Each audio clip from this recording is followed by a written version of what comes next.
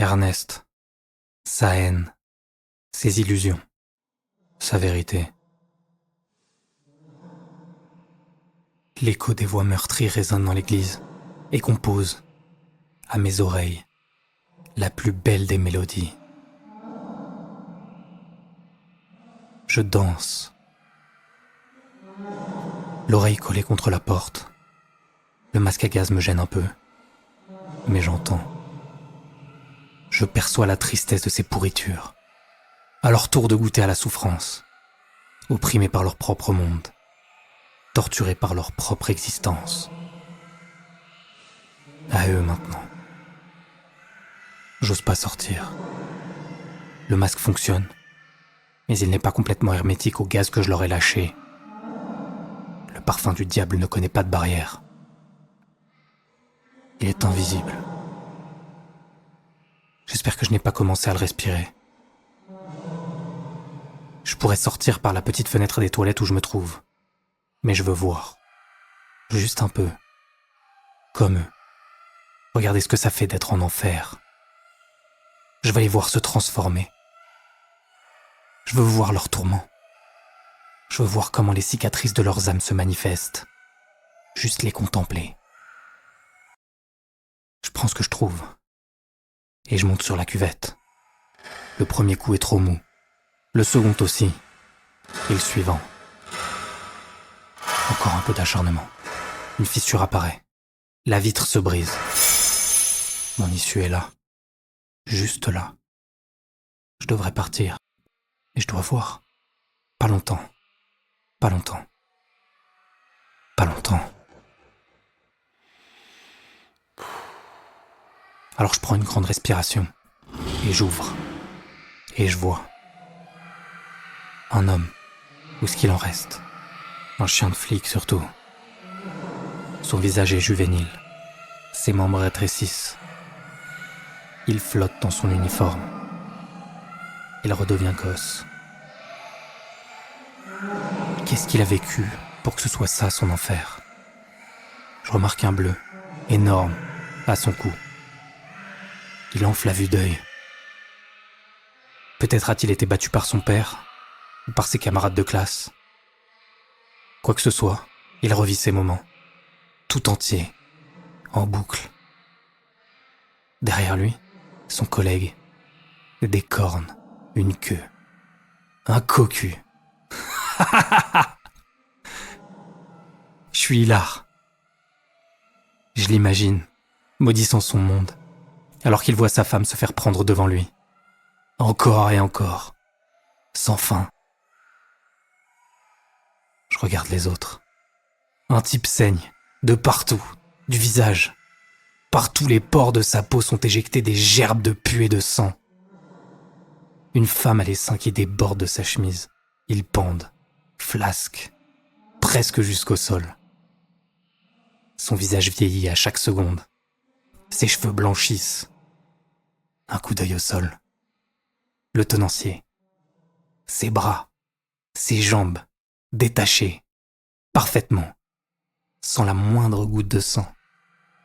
Un homme tronc. La porte se referme. Je ne vois plus. Mais je jubile. Et je danse encore.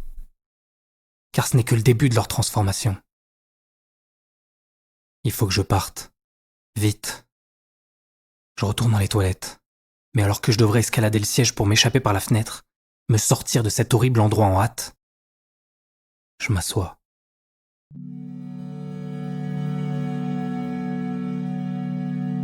Je m'assois. Et je suis assis. Et je suis sur scène. Et ils me regardent tous. Et ils rient. Rien de tout ça n'est arrivé. Toute ma vie était un enfer. Simulé. Pourtant si réel.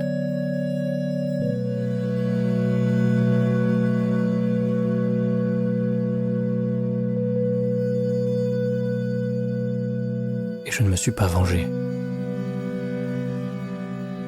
Et il me regarde. Et il rit.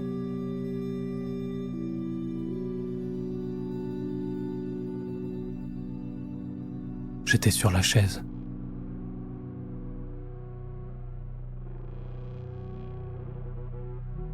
J'étais dans leur enfer.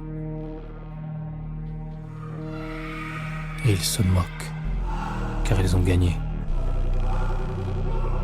Car j'ai regardé. Comme eux me regardent en ce moment. J'ai voulu voir. Et je suis assis.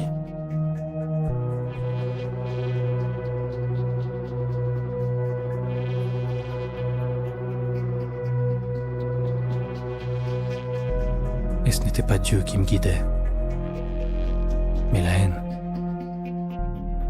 Je suis comme eux. Je les hais autant qu'ils me haïssent. Je les ai regardés souffrir. Je suis l'un d'eux.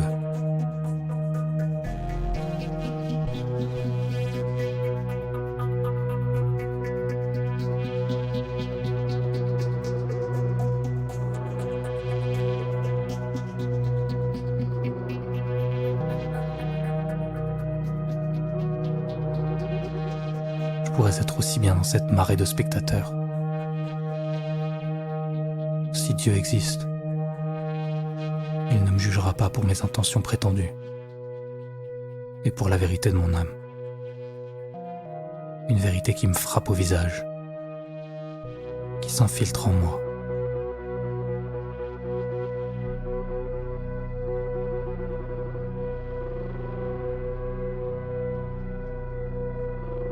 Qui me traverse et m'envahit et me brûle de l'intérieur. Mon être entier sait maintenant. Il me hurle la vérité. Et la voici.